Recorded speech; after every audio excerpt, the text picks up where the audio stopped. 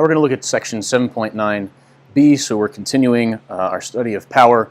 And what is power? Last year you learned that power is work divided by time. It's the time rate of change of work. So really it's W for some change in time, right?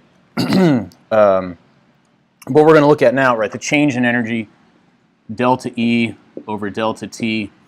But now we have calculus and we have a different way of expressing this.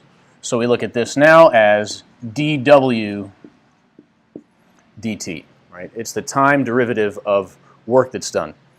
But we also have, since we know that work is force times displacement, so F dot dx dt, then we can see it, and this is a dot product, then dx dt is velocity. So this is F dot v, so that's FV cosine of theta. And these are all vectors, or rather here we're just looking at the magnitudes. So we've got that. Don't forget this formula. You're going to want to know that on the test. It's a little one that's easy to forget. But force times velocity gives you power. So here's an example, right? You've got a 1,500 kilogram car accelerating uniformly from rest to 10 meters per second in 3 seconds. Find A, the net work done on the car. All right, so A, work is FD cosine of theta. This is going to be 1 because it's accelerating. The force and the displacement, we assume, are parallel to each other. And then the average, so the net work done, we're still doing this. So this is 150 kilograms. What we're looking for here is delta x, or dV, right? And so this is V average times T. So what we're going to have here is, and then this is, F is MA. So M is 150 kilograms, rather 1,500 kilograms.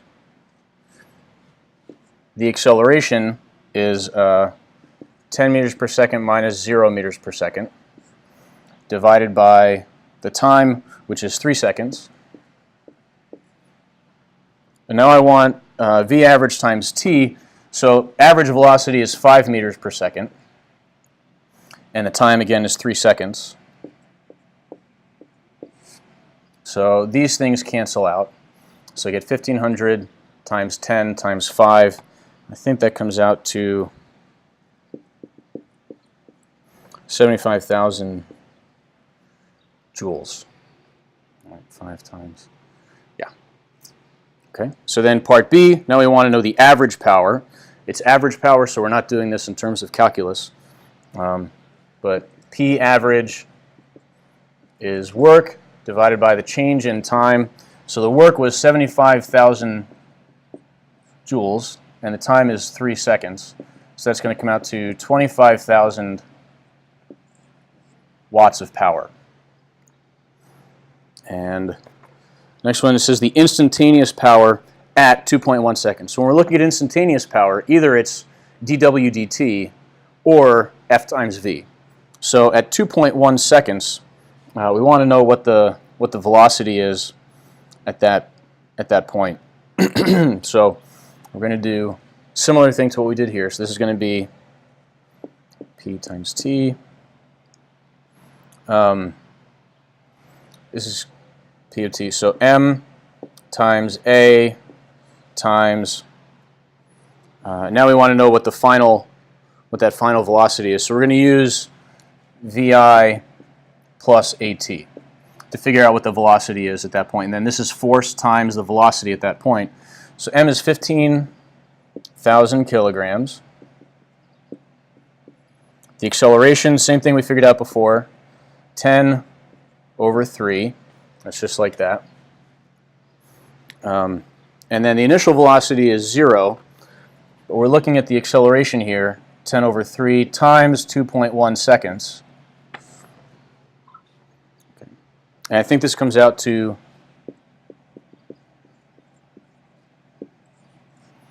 35,000 watts. All right, so that's an algebraic example. In example 2, now we're going to look at this a little bit in terms of calculus. So, stone of mass m is dropped from rest through a distance d under the influence of gravity. Find general expression for the net force. This one should be easy. All right. F net is mg. We don't talk about air resistance here, so it's just force under gravity. So the net work done on the stone, expression for the net work done, is going to be Fd cosine of theta. This is 1.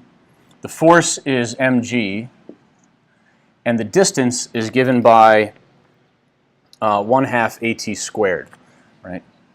D equals VIT plus 1/2 at squared, but this is 0, so this is my expression for the distance, so 1/2 at squared, but a is g, so this is 1/2 mg squared t squared. Looks kind of funny, right? We don't see expressions like that. This is the kind of thing you need to get used to doing, that they're going to put on the AP exam, and they're going to expect it to be something like that. Just an expression that you haven't seen before, but is still true for the given situation. So now C, we want to know the instantaneous power. Realize this is an expression for the work. If this is the expression for the work, then the power as a function of time, I can just take dw dt. And so I take the time derivative of this, and I end up with mg squared t. That's it. So that's the answer to part C.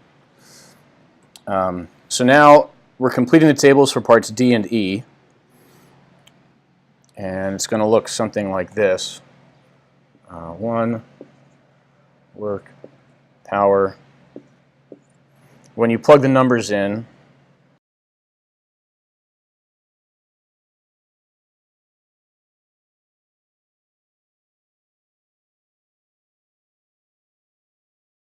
that's how it goes. And then the graphs, what do they look like? Here's the quadratic.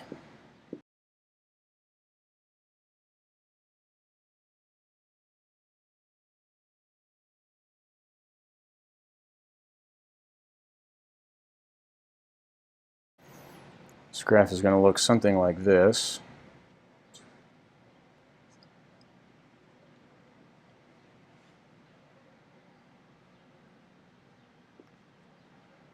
All right, so this kind of looks like a quadratic.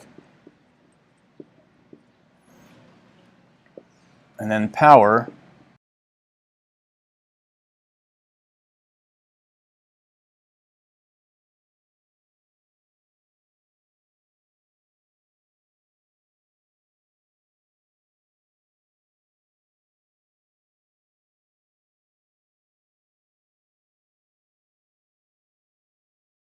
and that one looks linear because the derivative of a quadratic is linear, which is what we expect because we saw what the functions look like. And work was a quadratic function, and power was a linear function with respect to time. All right, example 3, another one.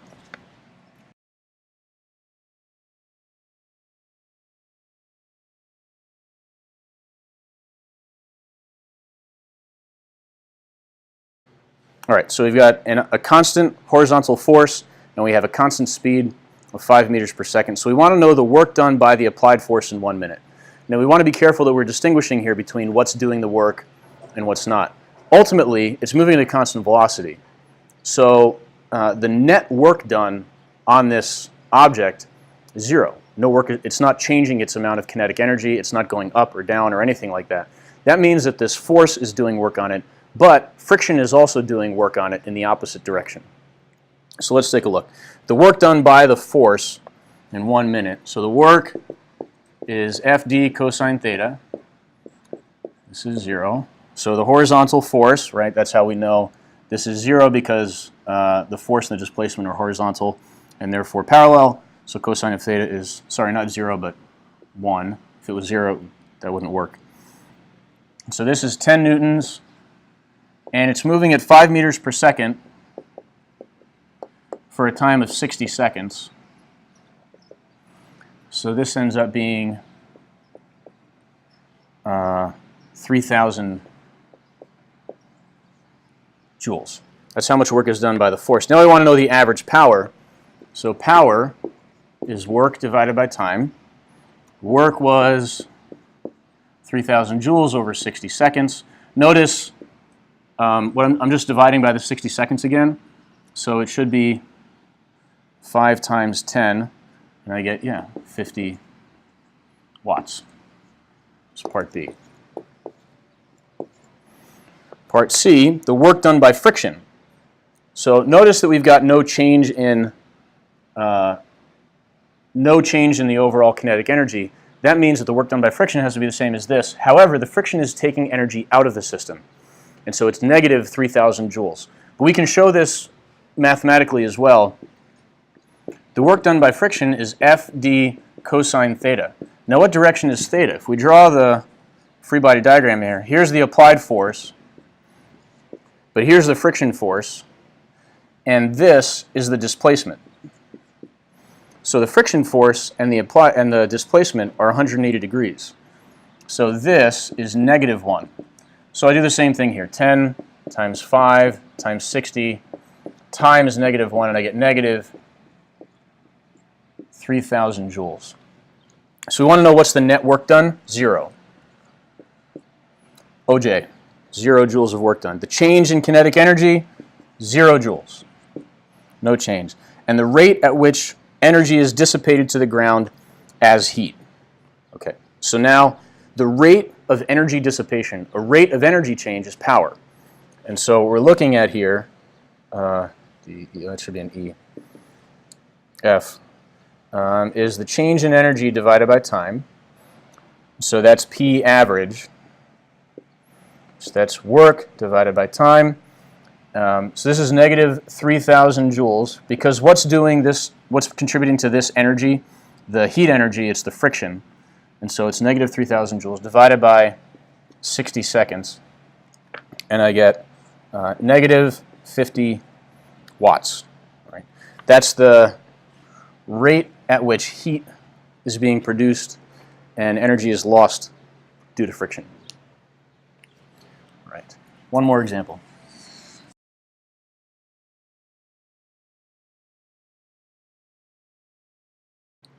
This is a review example. So we have a 2 kilogram block. It's forced against a horizontal spring of negligible mass, compressing the spring to 0.15 meters. So I'm just going to draw this. Here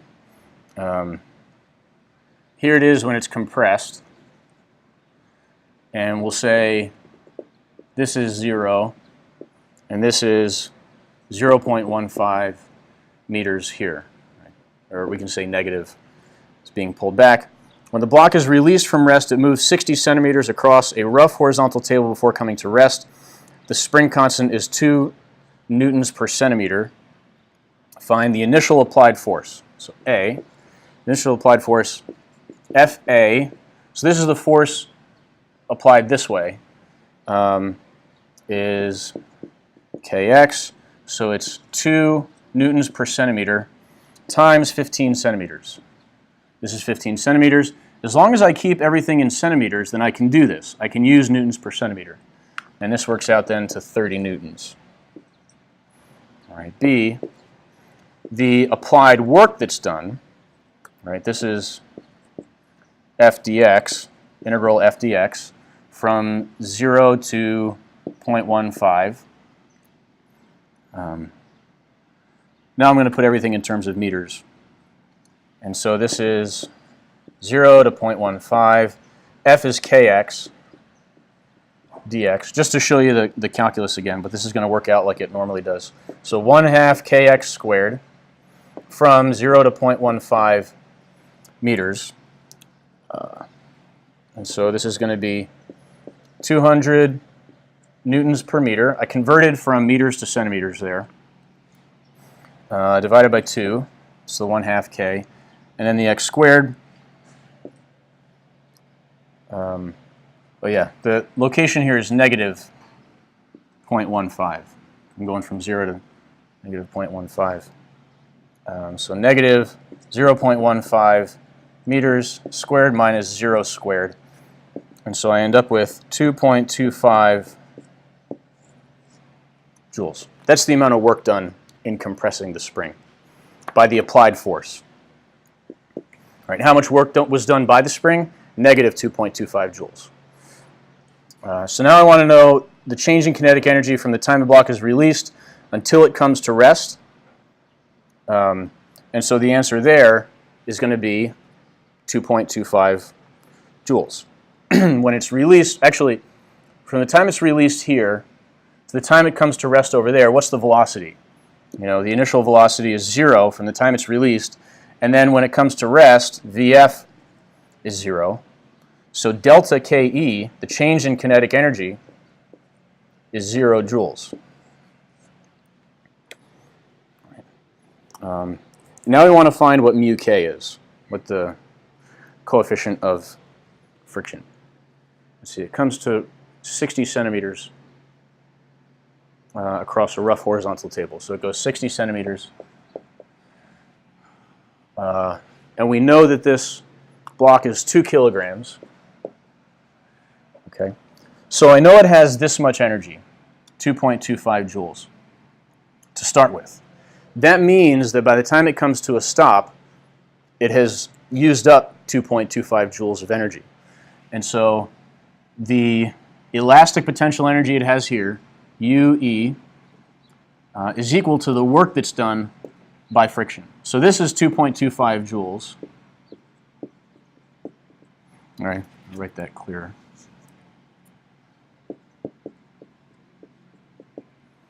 And then the work done by friction is going to be the force due to friction times the distance. Right. The force due to friction is mu mg, and then times the distance. The distance is 0.6. I'm solving for mu, so mu is going to be equal to 2.25 joules, that's this, divided by mgd. So 2.25 divided by the mass, which is 2, g, which we're going to just use 10, and then 0.6 meters. And whatever that works out to, I don't have the final number. But we could probably do this. What's 2.25? That would be 9/4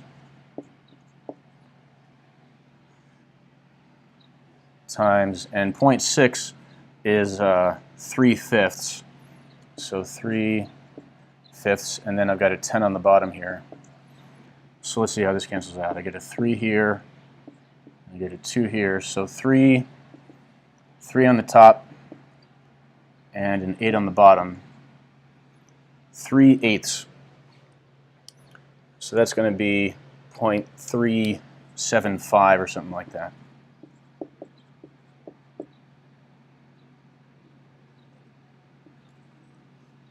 And mu K, because it's the coefficient of kinetic friction. I think that's right. I was just trying to do it in my head. And that's it for this packet.